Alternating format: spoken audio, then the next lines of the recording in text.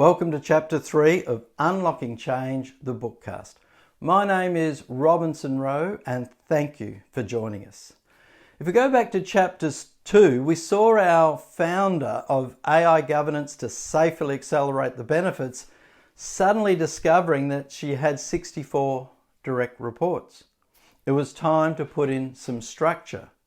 So as we went through in Chapter 2, we went for the traditional functional silos. As we grew our startup, we added in management layers. We solidified these vertical functional silos. And our founder discovered that they weren't as fast as they used to be. They weren't as flexible or as agile. They were turning into those large organizations that she was hoping to disrupt. It was time to make a change. She wanted to move from those vertical functional silos to that teams-based approach that we created in Chapter 2 following team topologies by Matthew Skelton and Manuel Pei. The question is how to move from the left to the right. Now, before we look at that, we need to understand the key challenges that we're facing. The first are the alignment challenges. We've gone from the mission statement of AI to AI governance to safely accelerate the benefits to internal mission statements. We now want to be the best sales team, the best marketing team, the best development team. And this has now led for internally focused KPIs on our company metrics. How many sales calls have we made? What's our pipeline? Is it growing? How much code have we developed? How many hits to our website? The other thing that happens is our processes and our systems fall foul of Conway's law. They're now being built and implemented for our vertical functional silos, not for the value workflow through our organization. And what we're now doing is rewarding individuals to those KPIs. And so instead of the team or the company metrics, it's now all about the individuals. This leads to our second group of challenges, our people challenges. Career advancement is vertically up the functional silos. We're now promoting functional skills, our best salesperson, our best developer, our best marketing person. This runs into the trap that we discussed in Chapter 1 of the Yale research where we're falling foul of the Peter principle. The other thing we're doing is that we actually want to promote people with a broader perspective, with greater vertical development. That is, people with redefining and transforming vertical development, higher in that development, not our experts and our achievers. But that's exactly who we are promoting, the experts and the achievers. Our future leadership coming from people with redefining and transforming vertical development, they're leaving in frustration. We're hollowing out our growth that we want to build around our leadership and our management. What this does is it creates these mental models. And you can see on the left-hand side, strongly solidified is the mental model of to be successful in this company, you need functional skills, you need to be promoted up the vertical functional silos. If we want people to move to the right-hand side, that's not so clear. That's not so obvious. And in fact, if I do that in my day-to-day work, I'm probably going to impact the KPIs that we now find on the left-hand side. This solidified mental model on the left-hand side leads to a lot of frustration in trying to make this shift. And this is well explained by Victoria Shakespeare from the Amakunan consulting company in what she finds when she tries to make this shift. The thing that I find frustrating about trying to help organizations move more towards the team topology setup is that I think without fail, people sit there through the lunch and learns we do, the introduction to the whole concepts, or the deeper dive of the workshops, and it really resonates with them. It helps them articulate issues they are dealing with. It makes them understand the root cause potentially of why things feel sticky. The bit that's frustrating is then moving the dial on them, helping people see that it doesn't have to be a big bang change. It doesn't have to be everyone is in the right team type or no one is in the right team type. It's possible to make a huge difference in a small team, a small number of people, make their lives better, make their flow better, and then grow out from there. So it doesn't need to be this whole huge organizational change, or it's not worth doing. Taking some of those core concepts, making small changes, proving the value of them, and rolling it out is just as good a place to start. So I'd like to be able to do that more, make that message more clear. We can all relate to Victoria's frustration. People get it. It really resonates with them. But try and move the dial? Frustrating. Mental models are really sticky. They serve us well. Our mental models is our map of reality of how our organisation and our world works. We use it to navigate our complicated world. But as we'll find out later, they might not be so good at navigating the complex world. Here at Unlocking Change, we'd like to challenge all of us to help move from our existing mental models to maybe ones that are going to deliver a better outcome. To help us and to help Victoria, do more of this, we can use Chip and Dan Heath's book, Switch, where they use the metaphor of rider, elephant, and path as three elements to help us change behaviour, leading to new mental models. Now, we can map these three elements into our integral map for organisations. Starting with the rider, this is our thinking. This is the rationality we apply to any given situation. Change efforts often use facts to help motivate us into change. Graphs on climate change, trends on car accident deaths, or percentage increase risk of getting cancer if we make unhealthy choices. But spouting facts and figures at people doesn't always budge the elephant in this new direction. The rider can pull as hard as they like on the reins, but they cannot compete with the strength of the elephant. The elephant represents our emotional thinking. It aligns to our culture, the way we do things around here. Asking elephants to change runs into the problem of, here we go again, another change program.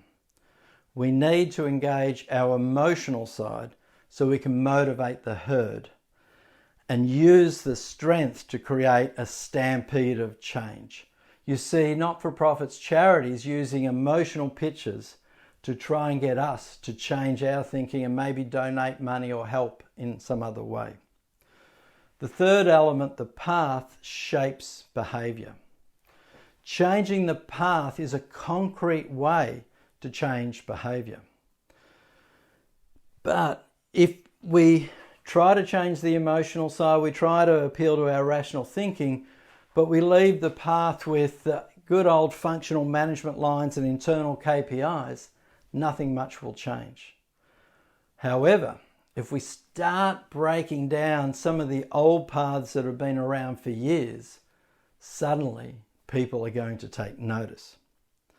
And as Victoria Shakespeare said, we don't need to make big changes. We don't need to change the whole organisation at once.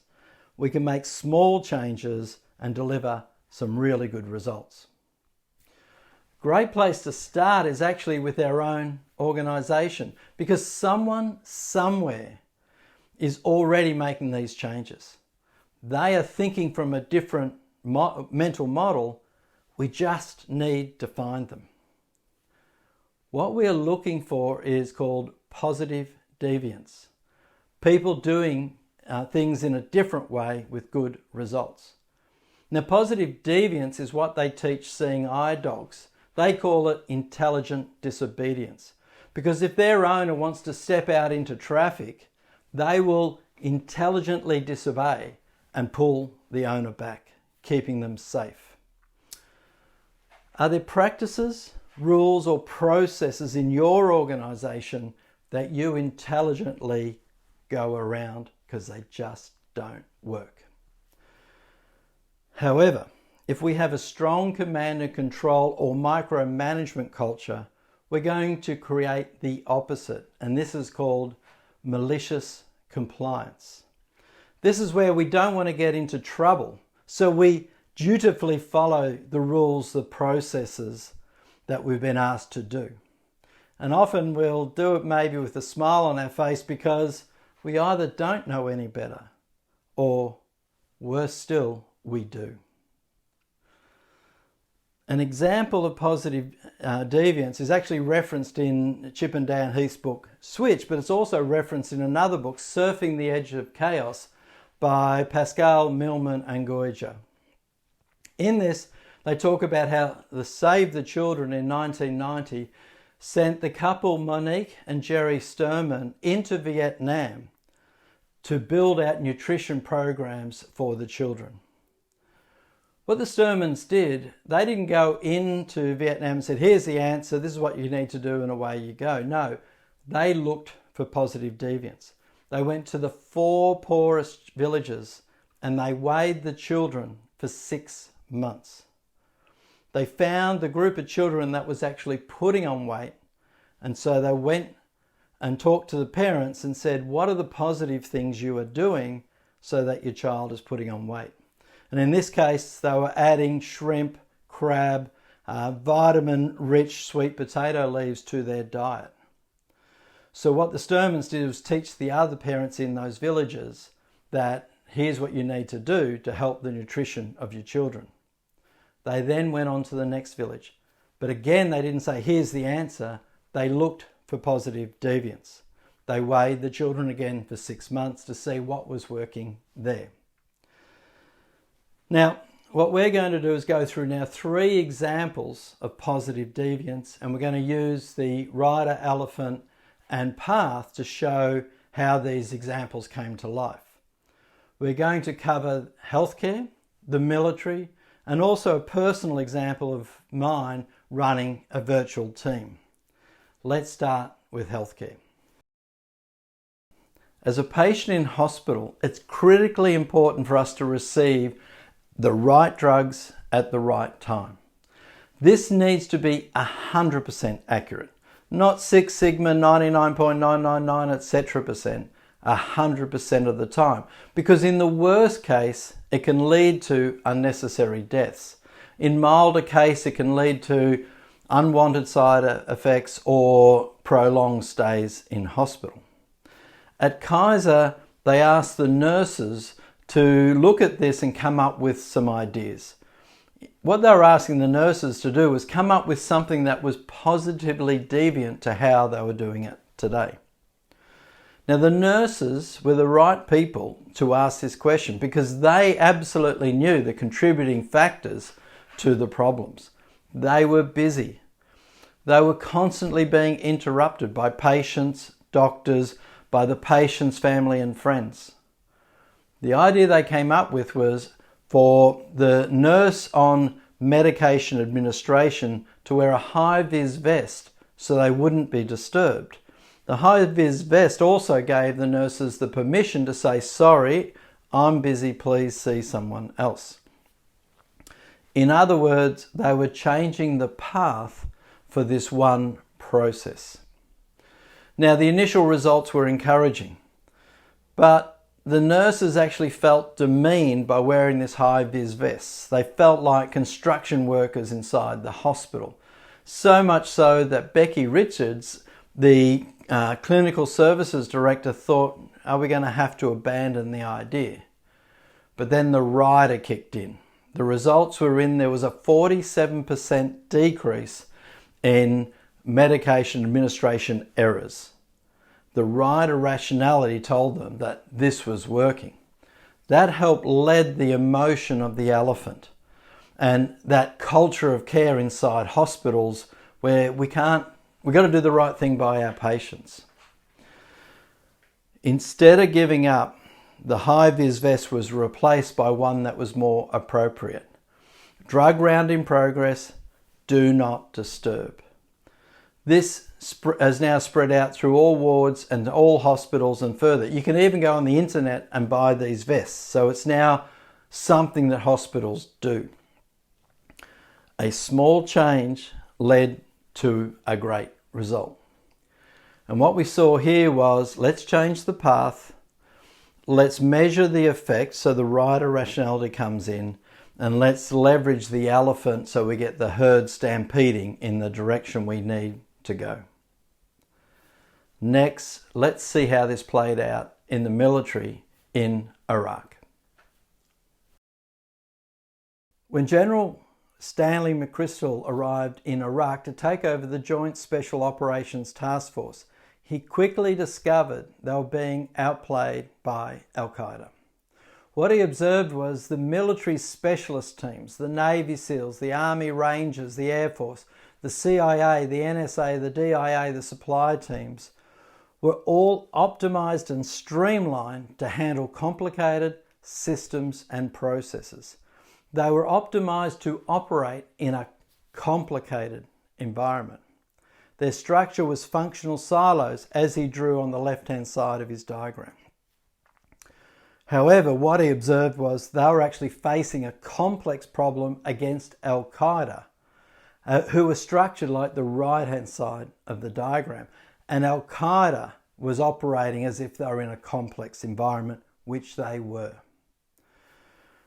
The result he found was, by the time they'd moved a plan from creation to approval, the battlefield had changed.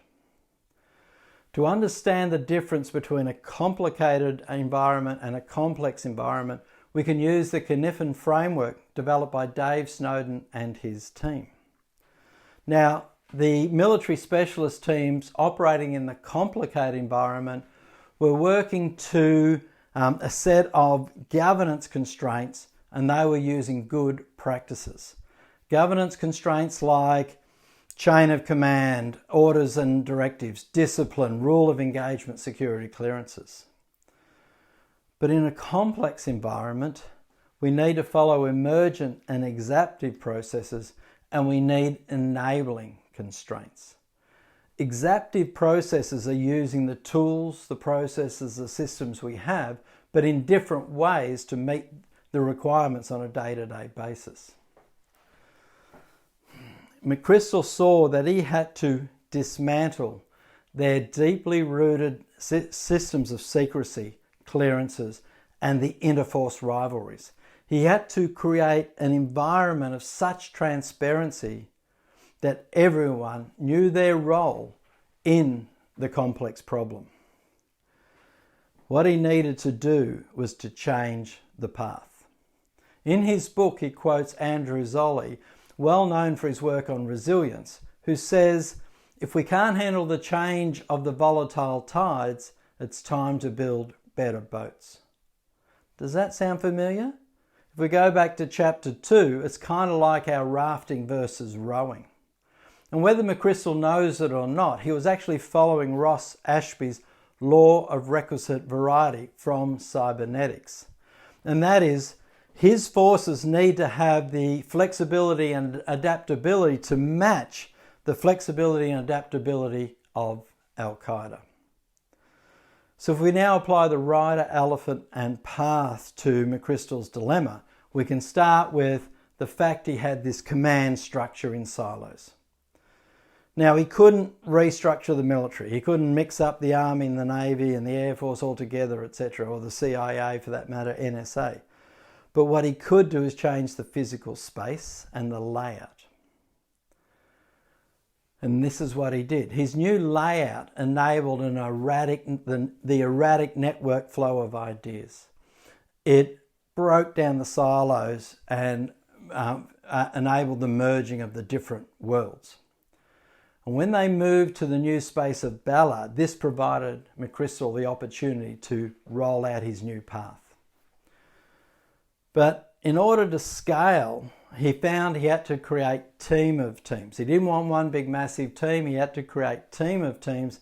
And this is just what we did in chapter 2, when we used the principles we created from the team topologies work to create team of teams in that recursive structure.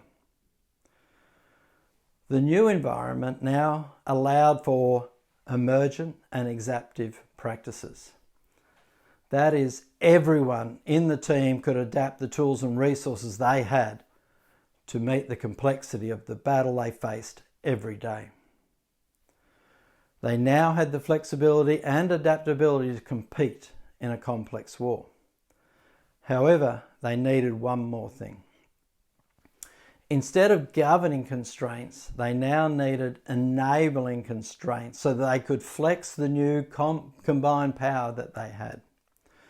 Now, like most managers, McChrystal was struggling with this. He had a discomfort, but he still pushed down the decision making to as close to the action as he could. He created 2 enabling constraints. The first one was for the leadership. It was eyes on, hands off. Help the teams, but don't get in their way. They are the ones making the decisions, not you. The second one was to enable transparency. Share information until you're afraid it's illegal. These 2 enabling constraints went against everything the frontline troops have been taught up until then. The path had changed in front of their eyes. The emotion of the elephant was now being leveraged, as they would soon find out. Because when you are given the decision-making power, as McChrystal notes, psychologically it's an entirely different experience to be charged with making that decision, where now you're entrusted to what really is a life and death situation. The interesting thing was McChrystal found, more importantly and more surprisingly, that the quality of decisions went up. Now, why did McChrystal find this surprising? Well, it's because his mental model was changing. His mental model of decisions should be made by the senior ranking officers was suddenly gone away because the right irrationality of measuring the results was telling him that the risk he took by enabling this team of teams worked. We'll now move to our final example. It's a personal one. It's where I went and built out a virtual team. In the early 2000s, I led the Telstra team to negotiate the then largest outsourcing contract at the time with National Australia Bank, who are one of the large 4 banks here in Australia. Now, after all the congratulations and the handshaking, I was asked, actually told, that I was now the client director for this engagement. Now, as background, a telecommunications business is very different to an IT services business. In telco, it's capital intensive. The idea is to minimize labor costs to provide telco services, cell networks, internet, voice calls, data networks, which you sell over and over again. Whereas an IT services business is people intensive. Growth is by maximizing labor through high utilization rates and billable hours. Now, the client director role sat still in the sales functional silo, and we were adding people and expenses to the other telecommunication functional silos. As you can imagine, my telco peers were not very happy. They had fixed annual expense budgets, they had fixed annual head counts, and we kept adding more people, more expenses as we grew the business. So to make this work, our strategy was to influence the frontline people through a virtual team of teams along the lines of General Stanley McChrystal did that we spoke about earlier. And we also, without knowing it, we followed kind of the team topologies work some 10 plus years before they even published the book. Now, what we did was we mapped everyone into customer business units using a large spreadsheet. Now, this is the actual spreadsheet we used with the original color coding. We have, however, removed the names of people and we've used generic business unit names. The first step was to map people from the functional silos into each customer business unit stream team. Supporting these stream teams, we had specialist teams and we also had enabling teams. My role was I sat across the top of all the stream teams and I was an enabler of everyone collaborating and working together. To do this, I would send out regular updates of what was happening. I'd also hold a Q&A and feedback session every Friday morning. Our structure created an interesting dynamic of two-way ownership. This is because customer requests from a business customer unit would go to the same customer aligned stream team. To explain how this works, imagine when you call a call center, you got the same agent. That agent knows they are always going to get your call. Therefore, if they don't fix your problem or address your inquiry correctly, when you call back, they're going to take the call. The agent has ownership to accurately address your needs. However, the reverse is true. The agent provides you with the steps to correct your issue. So if you don't follow them, when you call back, the first question you get from the agent is, did you follow the advice we gave you? You can see we have this two-way ownership dynamic. What we did was we created customer satisfaction's two-way. So when we got a request from the customer business unit, we actually measured our success of that request. Was it complete? Was it business orientated? And then when we sent our high-level assessment, that's what we called it, back to the customer, they were also surveyed. Was it complete? Was it addressing their needs? Now we have this two-way relationship. We're going to go back to them. If we're not happy with the requests, they're going to come back to us. This is really interesting because we are the supplier, yet we are tracking our satisfaction with the requests we're receiving from the customer. This actually built a strong relationship between the teams, and it actually elevated how they collaborated and worked together. The end result? We exceeded our revenue targets. Customer satisfaction increased and the contract was renewed multiple times. But one of the most telling signs was when I received a call from the employee engagement survey team. These are the people that send out those annual surveys to all employees to ask them, are they happy and how can we improve, and to determine if they were engaged. When they rang me, they said, we have a problem with your survey response rate. My reply was, is it too low? And they said, no, it's too high. It's 200%. What was happening was people in the virtual team were identifying themselves as working for me, not for their functional silos. I took this as a great sign of how we were working together. The employee engagement team, not so much. Let's now summarize what we've covered in this first section of chapter 3. We first introduced the rider-elephant path model and how to think about what to put in place to start changing behaviour.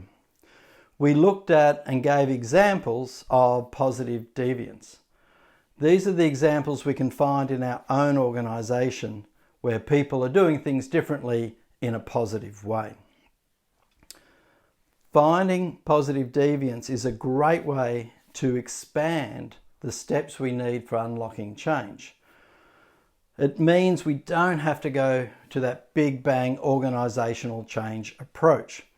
However, what we do need to do is coordinate the steps of how to help that positive deviance expand. And what we're going to cover in Chapter 3, Section 2, is how to think about those steps in order to make that change more positive throughout the entire organisation. And to do that, we're going to leverage the beyond budgeting concepts, and we're also going to leverage Stafford Beer's viable systems model. Now, as always, Section 2 seems to introduce a heavy, germane cognitive load. So let's take a break, go grab a tea or coffee, and I'll see you back here at Chapter 3, Section 2. Thank you.